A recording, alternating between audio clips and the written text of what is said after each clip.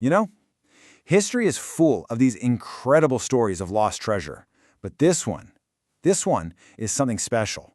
It's a story packed with imperial ambition, a legendary fortune, a monster storm, and a treasure so big that even today it's considered the holy grail for shipwreck hunters. We are talking about the legendary Flor de la Mar. But here's the twist. This isn't just some dusty old story from the history books. Nope. The discovery of this one ship could kick off a multi-billion-dollar legal war between 3 different countries. So the real question we're diving into is pretty wild. Could a 500-year-old shipwreck actually start a major international fight today? To really wrap your head around the ship at the center of all this, you can actually visit this amazing full-scale replica. It's in the Maritime Museum in Malacca, Malaysia.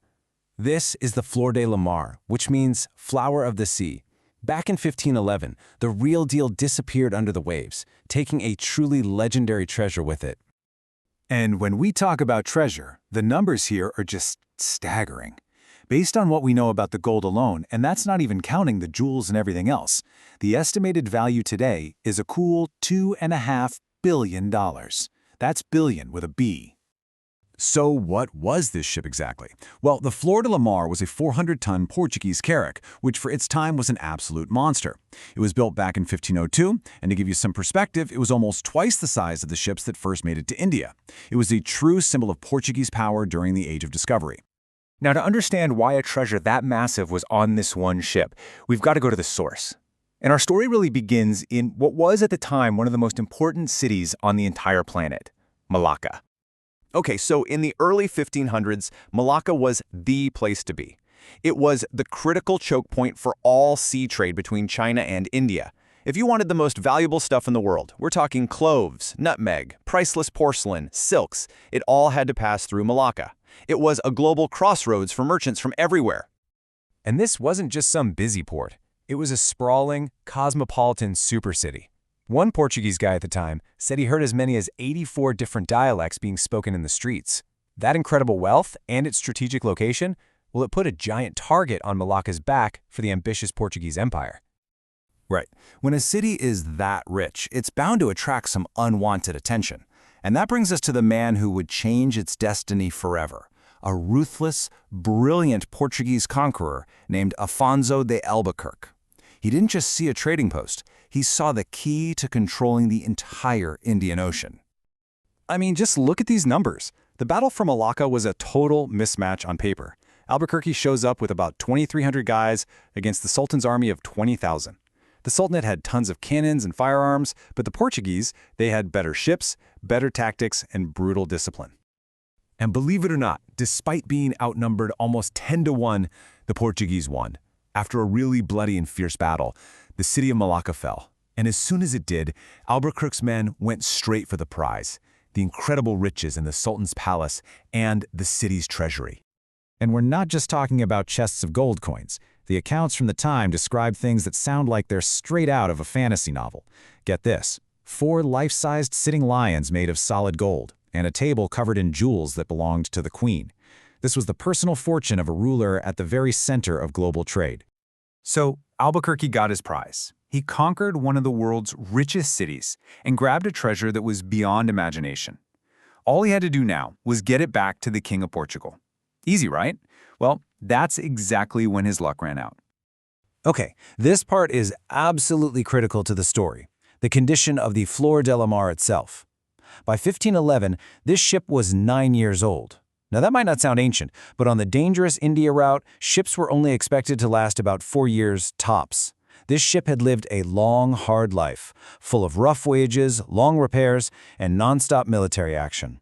It was just plain worn out. And it wasn't a secret either. The ship had a reputation. Because it was so big and heavy, it was a nightmare to handle. More than one historical source flat out calls it dangerously unseaworthy when fully loaded. And yet, this was the ship that Alfonso de Albuquerque picked to carry the single biggest haul of treasure that the Portuguese Empire had ever seen. The treasure was so huge, it was literally the thing that would sink the ship carrying it. The end came fast. In late November 1511, loaded down with all that treasure, the Flor de la Mar left Malacca. But as it was passing the coast of Sumatra, a monster storm just rolled in. The old, overloaded ship just couldn't take it. It was completely overwhelmed, broke in two, and sank to the bottom of the sea. And it wasn't just gold and jewels that were lost. More than 400 men went down with that ship. It's a terrible human cost that often gets forgotten in the story of the treasure. And here's the final, almost unbelievable twist. The man behind it all, Afonso de Albuquerque himself, he actually survived. He managed to escape the wreck on a makeshift raft, but that immense fortune he fought so hard for, it was lost to the sea forever. For 500 years, that's pretty much where the story ended. But now, let's fast forward to today, because the story of the Flor de la Mar is about to start a brand new, and maybe even messier, chapter. You see, the Flor de la Mar is the ultimate prize for treasure hunters. It's the one everyone wants to find. But here's the catch. Finding it? That might actually be the easy part. The second its location is confirmed, a huge international fight is going to break out over who really owns all that treasure. And this brings us to the final and most important question of this whole saga. Who owns the past? Who gets to claim a 500-year-old treasure? The legal fight is going to be a messy one, with at least 3 major players. First, you have Malaysia. They argue the treasure was stolen from their ancestors, the Malacca Sultanate, so it should be theirs. Then you've got Portugal. They say the Flor de la Mar was a state-owned warship, so under international law, the wreck and everything on it still belongs to them. And finally, there's Indonesia, who can say, hey, it's in our waters, so it's ours. Each side has a pretty good argument, and there's no easy answer. So this brings us right back to our big question, and there is no simple answer.